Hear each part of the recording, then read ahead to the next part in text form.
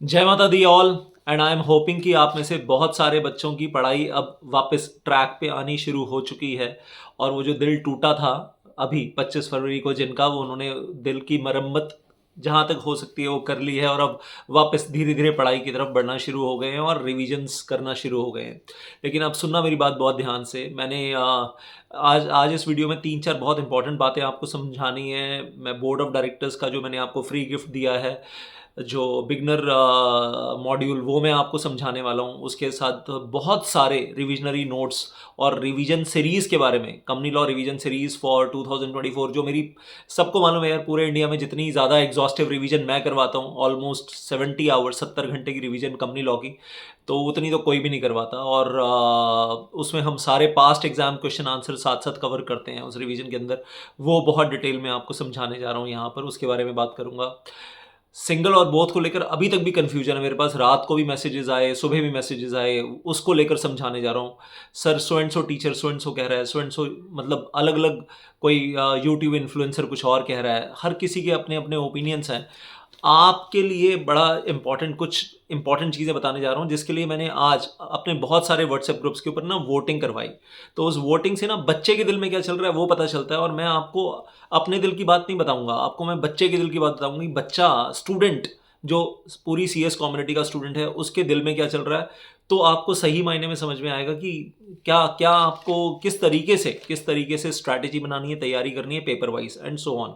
उसके बारे में बहुत डिटेल में बताऊंगा। तो इन चीज़ों के ऊपर आज बात करेंगे। सबसे पहले मैं बात करूंगा पॉइंट नंबर 1। तो आज हमारे पास 4 पॉइंट्स हैं mainly. Number 1, that is board of directors का जो बिगनर मॉड्यूल है। नंबर 2 हमारी जो रिवीजन सीरीज है।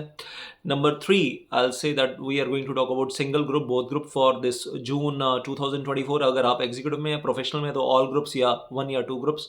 और उसके बाद strategy, paper wise strategy, thought pattern, उन 4 चीज़ों के ऊपर बात करने वाले हैं। तो number one we are going to talk about, well I say, when we say beginner module, जो मैंने आपको दिया बोर्ड ऑफ डायरेक्टर्स का। और उस बिगनर मॉड्यूल में there are very important base pages of board of director, जिसमें managing director, the manager, CEO, CFO, KMP, officer in default, nominee director, disqualification of directors, qualification disqualification of directors का, I'll say absolutely free videos are given to you, and approximately 17 to 18 hours of the solid base of board of directors, जिनके लिए मैं बोलता हूँ they are the most important person in the life of the qualified company secretary. क्योंकि आपको दिन रात उन्हीं के साथ बैठना है, उन्हीं को रिपोर्टिंग करनी है। रात तो नहीं बोलूँगा, लेकिन मतलब हाँ, मतलब लेट इवनिंग्स तक। तो आपको मतलब पूरा दिन उनके साथ ही अपनी प्रोफेशनल लाइफ में रिपोर्टिंग करनी है। Even if you are a qualified CS who is practising CS, तो भी आपको जो लीगल एडवाइजेस देनी है वो आपके क्लाइंट कंपनीज के बोर्ड ऑफ डायरेक्टर्स को देनी है। And if you are a qualified company secretary, तो आपको बोर्ड मीटिंग में बैठकर उन्हीं से डील करना है। तो उनके बारे में एक सॉलिड बेस ज़रूर आपका तैयार होना चाहिए। तो it's not just your chapter, it is your life. मतलब ज़िंदगी जीनी है आपको उनके साथ, और उनसे आपको सैलरी लेनी है, आपको कंपनी से सैलरी लेनी है, लेकिन आपके ऊपर कौन बैठे हैं सैलरी देने के लिए? Board of directors. तो ये चीज़ थोड़ा सा, इसलिए मैं कहूँगा बेस बहुत सॉलिड होना चाहिए। उसके अलावा मेरी बोर्ड ऑफ डायरेक्टर्स की रिवीजन 20 घंटे की है। 17 घंटे का बेस तैयार हो रहा है, 20 घंटे की रिवीजन है। 37 घंटे तो मैं आपको फ्री में दे रहा हूँ यार, 37 आवर्स। और कई बच्चे बोलते हैं सर इतना डिटेल में तो हमारे उन टीचर्स ने नहीं पढ़ाया जिन्होंने पैसे लिए, जिन्हें हमने बहुत मोटी मोटी फीसेस दी हैं ना, और अपने मम्मी पापा के पैसे जहाँ बर्बाद किए हैं ना, यहाँ इतना तो सर उन टीचर्स नहीं पढ़ाया। 36 घंटे 37 घंटे का बोर्ड ऑफ डायरेक्टर्स फ्री दे रहा हूँ। वैसे टोटल मैं 100 घंटे पढ़ाता हूँ वो, लेकिन वो लेवल्स कहीं और चले जाते हैं यार, उनके बारे में अभी बात नहीं करूँगा। अच्छा, अब बात करते हैं रिवीजन सीरीज़ के बारे में। तो company law Brahmastra, the most exhaustive revision series of company law in whole India. कहीं भी कंपेयर कर लो, ओपन चैलेंज है, कोई नहीं कराता। और परफेक्शन के साथ, एक्यूरेसी के साथ, concepts clarity with the accuracy, legal interpretation, linkages of section, बाल की खाल और फिर खाल की भी खाल, जो दीपक इजरानी करवाता है वो कोई नहीं करवाता। सो वेल आई से, तो अब इसमें हम क्या क्या कर रहे हैं? प्रॉस्पेक्टस का चैप्टर, शेयर कैपिटल का चैप्टर, पब्लिक डिपॉजिट का chapter, mortgages charges, registration of charges का चैप्टर, जनरल मीटिंग का चैप्टर, बोर्ड ऑफ डायरेक्टर्स का चैप्टर, ऑपरेशन मिसमैनेजमेंट का चैप्टर, बुक्स ऑफ अकाउंट्स का चैप्टर, ऑडिटर का chapter, part C of company law, that is CS profession misconduct, वो सब कुछ old syllabus में जो था, न्यू में नहीं है। न्यू वालों का भी थोड़ा सा है, मैगा वगैरह जो हाँ, वो उनका एसयूवी में है, that is regarding mega firms. तो वो देखना चाहें तो वो भी देख सकते हैं। तो 10 big most important chapters of company law, मतलब आपको फ्री में दे रहा हूँ यार, ऑलमोस्ट फ्री। एक बीच में मॉड्यूल रहेगा जहाँ आपको छोटा सा एक पेमेंट अमाउंट देना होगा, बाकी सब कुछ ऑलमोस्ट फ्री दे रहा हूँ।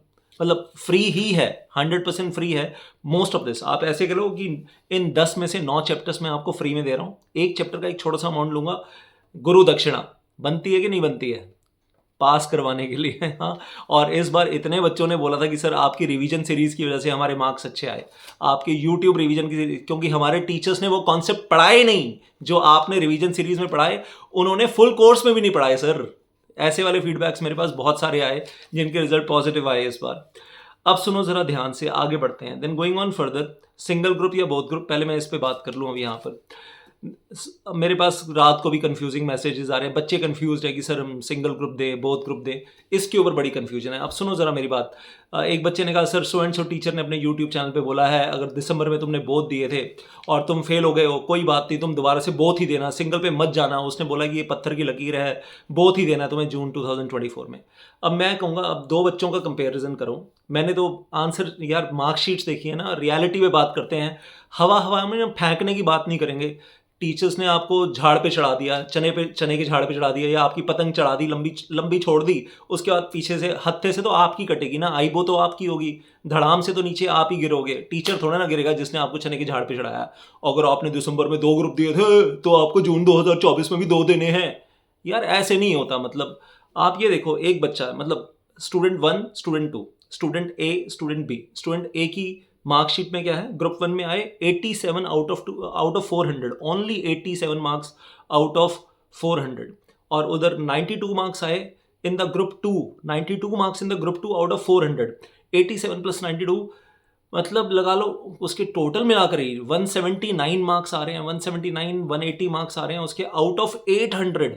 ऐसे बच्चे को मैं ये कहूँ तूने इस बार बोथ दिए थे ना बेटा, तू 190 पे तेरा एग्रीगेट है आउट ऑफ 800, कोई बात नहीं, तू दोबारा बोथ दे दे, पक्का 100% वो बोथ दोबारा देगा, दोबारा फेल होगा। Half CA series on Amazon, half CA series on Amazon जरूर देख लेना, हवा में चढ़ने वाले कैसे नीचे गिरते हैं। दूसरी तरफ एक बच्चे की मार्कशीट मेरे पास आई, मैं तो आप सबूत मांगूंगा कि सबूत दूंगा, मेरे पास तो व्हाट्सएप पे है यार। तो वेल आई से तो कुल मिलाकर उस बच्चे के फर्स्ट ग्रुप में आए 187 मार्क्स, सेकंड ग्रुप में आए 186। मेरा दिल घायल हो गया यार वो मार्कशीट देखकर, 187 186 दो ग्रुप्स और दोनों मिलाकर 375 मार्क्स के आसपास हैं, मतलब थोड़ा सा ही पीछे रह गया बच्चा। ऐसे बच्चे को मैं बोल सकता हूँ यार तू बोथ के लिए चला जा, राइटिंग प्रैक्टिस बढ़िया से कर एंड ऑल दैट, तू बोथ दोबारा से तोड़ ले। अगर आपके मतलब 140 मार्क्स आ रहे हैं ना एक ग्रुप के अंदर, या 140 से कम आ रहे हैं, और आपने 2 ग्रुप दिए तो और दोनों में ही 140 से कम आ रहे हैं, 135 132 100 110 120 दोनों ग्रुप्स में ऐसे ही चल रहे हैं, दोबारा दोगे बोथ ग्रुप, आपसे बड़ा बेवकूफ़ कोई नहीं। और मैं कहूँगा वो टीचर बहुत बड़ा बेवकूफ़ है, या वो आपको बेवकूफ़ बना रहा है, आपका इमोशनल फूल बना रहा है, आपको कह रहा है प्यार प्यार से पढ़ाई करेंगे, मस्ती मस्ती में पढ़ाई करेंगे, और मस्ती मस्ती में आपको बेवकूफ़ बना जाएगा। मतलब ख़राब है यार। फिर आप अपने माँ बाप को क्या जवाब दोगे? आप टीचर की लाइफ नहीं बनाने के लिए निकले हो, आप अपनी खुद की लाइफ बनाने के लिए निकले हो। आप अपने माँ बाप की लाइफ के लिए मेहनत कर रहे हो, उनके फ्यूचर के लिए मेहनत कर रहे हो, अपनी खुद की लाइफ के लिए। क्या आप अपने टीचर्स का भविष्य बनाने के लिए निकले हो, या आप अपना खुद का भविष्य और अपने मम्मी पापा के भविष्य के लिए मेहनत कर रहे हो? डिग्री किसके लिए लेनी है आपको? अपने मम्मी पापा के अच्छे भविष्य के लिए, अपने खुद के अच्छे भविष्य के लिए, या दूसरों के बहकावे में आकर उनको पैसे वैसे दे दो टीचर्स को, और फिर उसके बाद लुटते रहो और फिर लटकते रहो, फिर डिप्रेशन में आते रहो, और फिर हमसे नहीं हो रही सीएस, हम सीएस छोड़ के जा रहे हैं। अपना दिमाग कब यूज़ करोगे यार? अपना दिमाग कब यूज़ करना शुरू करोगे? अपनी औकात पहचानो कि भाई मेरे एक ग्रुप में 110 आए हैं, एक ग्रुप में 100 भी नहीं आए हैं, और मेरा टीचर मेरे को कह रहा है बोथ ग्रुप देने हैं, बोथ ग्रुप देने, और मैं तो बोथ ग्रुप दूंगी, मैं तो बोथ ग्रुप दूंगा। ऐसे नहीं होता है यार। आप अपनी औकात पहचानो। अगर हाँ 186 187 वाला वो जो मैं बता रहा हूँ मार्कशीट है, उस बच्चे को मैं बोलूँगा यार तेरी मार्कशीट बोलती है भाई तू बोथ ग्रुप्स देने के लायक है, तो दे, you are very near to that. और इस बार तेरे 400 पार हो जाएंगे, 375 तक पहुंचा हुआ है ना ऑलरेडी, 375 आउट ऑफ 800, तो मुझे 400 पूरा सामने दिख रहा है, मुझे नज़र आ रहा है 400 की, 400 की जो झंडा गड़ा हुआ है ना वो अब की बार 400 पार होगा वो। मतलब उसके लिए बोल सकता हूँ मैं उस बच्चे के लिए जो खड़ाई मतलब एग्रीगेट 200 आउट ऑफ 800 पे खड़ा है, उसको मैं कहूँगा तू एक ही अटेम्प्ट में डबल मार जाएगा। कॉन्सेप्ट्स ही नहीं है बाबूजी, कैसे डबल हो जाएंगे आप? और 8 पेपर की रिवीजन कैसे कर लोगे जब आप मतलब आपने पहले ही बहुत सारी सिलेक्टिव स्टडी कर रखी है 8 पेपर की, और आप फिर वही सिलेक्टिव स्टडी ही आप रिवाइज करोगे, सिलेक्टिव स्टडी और एग्जॉस्टिव स्टडी करोगे नहीं, कॉन्सेप्ट्स बनाओगे नहीं, दोबारा फेल। समझ में आ गई बात? अब सुनो ज़रा, बहुत इंपॉर्टेंट पॉइंट। मैंने बच्चों से पूछा बहुत सारे व्हाट्सएप ग्रुप के ऊपर वोटिंग करवा के, और मैंने उनसे पूछा कि आपकी मेन कमी कंपनी लॉ में कहाँ थी। मैंने तो बेसिकली कंपनी लॉ पूछा, but you can use it for each and every paper. क्या आपको ऐसा लग रहा है कि आपने एग्जॉस्टिव स्टडी नहीं की इसलिए मार्क्स कम आए, फेल हो गए कंपनी लॉ में?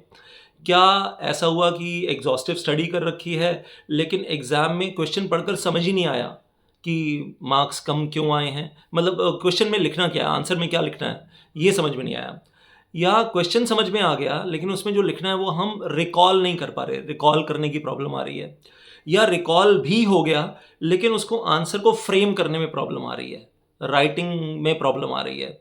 या फिर कहीं ऐसा लग रहा है जी हमने ये वाला टॉपिक तो ओवरऑल पढ़ा हुआ है लेकिन जो पॉइंट क्वेश्चन में पूछा ना, वो पॉइंट या तो हमारी बुक में नहीं था या हमारे टीचर ने पढ़ाया नहीं है, और इसलिए उस पॉइंट पे जो क्वेश्चन पूछा वो हमें नहीं आता। मतलब वही सिलेक्टिव स्टडी हुई, एग्जॉस्टिव स्टडी नहीं हुई। कुल मिलाकर 4 बातों में आ जाते हैं।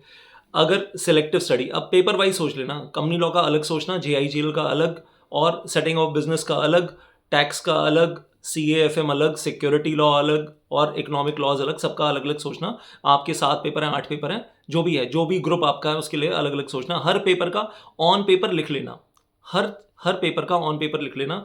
और क्या लिखना कि कंपनी लॉ में ये 20 चैप्टर हैं, 21-22 चैप्टर हैं, जो भी, हर चैप्टर में बता देना ये इसमें एग्जॉस्टिव स्टडी हुई है, एग्जॉस्टिव स्टडी हुई है, यहाँ पर एग्जॉस्टिव स्टडी नहीं हुई है।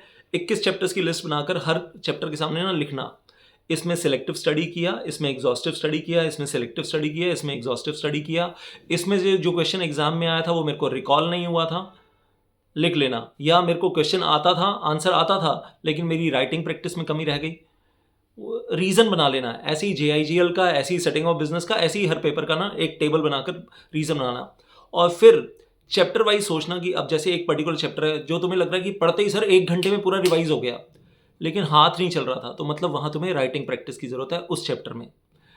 अगर तुम्हें मतलब पढ़ते हुए लग रहा है सर ये तो मेरे को कॉन्सेप्ट याद ही नहीं थे, मतलब मैंने पढ़े थे, समझ में आ गए थे लेकिन याद नहीं थे, तो मतलब उसमें तुम्हें मेमोराइज़ करने की ज़रूरत है। तो मेमोराइजेशन टेक्निक पे काम करो कि मेमोराइज़ कैसे करना है। बोल बोल कर, सुन सुन कर। अगर मम्मी पापा को सुना सकते हो बहुत बढ़िया है, अगर अपना कमरा है ज़ोर ज़ोर से बोल बोल कर, सुन सुन कर याद करो। जब आप अपने मुंह से बोलते हो, अपने कान से सुनते हो, दिमाग में सेट हो जाती हैं चीज़ें। ये बायोलॉजिकल फैक्ट्स हैं, ये मेमोरी फैक्ट्स हैं, that is how it is. तो तरीके ढूंढो मेमोराइज करने के लिए। कुछ लोग कहते हैं लिख लिख कर याद हो जाता है सर में, कुछ तरीके वो हैं। तो मेमोरी पे काम करना है तो मेमोरी पे काम करो, और अगर राइटिंग प्रैक्टिस पे काम करना है तो राइटिंग प्रैक्टिस पे काम करो। तो 3 चीज़ें हैं, तो राइटिंग प्रैक्टिस पे काम करने की ज़रूरत है, तो फिर सारी मेहनत राइटिंग प्रैक्टिस पे करो। और हर पेपर के बारे में, हर पेपर का, हर चैप्टर का अलग अलग गेम प्लान बनाओ और इंडिविजुअली काम करो। जो आपका रिवीजन शेड्यूल मैंने आपको दिया है उस टाइम को यूटिलाइज करो उस काम के लिए जिसमें आपकी कमी है। हर चीज़ में तुम्हारी कॉन्सेप्ट्स में कमी नहीं है, हर चीज़ में तुम्हारी राइटिंग प्रैक्टिस में कमी नहीं है, हर चीज़ में तुम्हारी मेमोरी में कमी नहीं है। कुछ चैप्टर बहुत अच्छे से याद हैं, कुछ चैप्टर अच्छे से याद नहीं है। जो चैप्टर अच्छे से याद हैं वहाँ याद करने की प्रॉब्लम नहीं है, वहाँ पर राइटिंग प्रैक्टिस की प्रॉब्लम है। जो चैप्टर तुम्हें मतलब बेसिकली कहूँगा कॉन्सेप्चुअल क्लैरिटी नहीं है, तो वहाँ कॉन्सेप्चुअल क्लैरिटी पे काम करो। तो अगर कोई यूट्यूबर ये कहे कि बस मार्च का महीना सिर्फ लिखो लिखो लिखो, जबकि तुम्हें कॉन्सेप्ट ही नहीं आते, तो बेवकूफ़ हो तुम बहुत बड़े। बात समझ में आ रही है? तो जिस चीज़ की कमी है उस पर काम करो, एंड बाकी तो मैंने आपको बहुत सारी चीज़ें समझा दी। आगे हम जुड़े रहेंगे, गाइडेंस में देता रहूँगा। All the very best for your exams in June 2024। जय माता दी।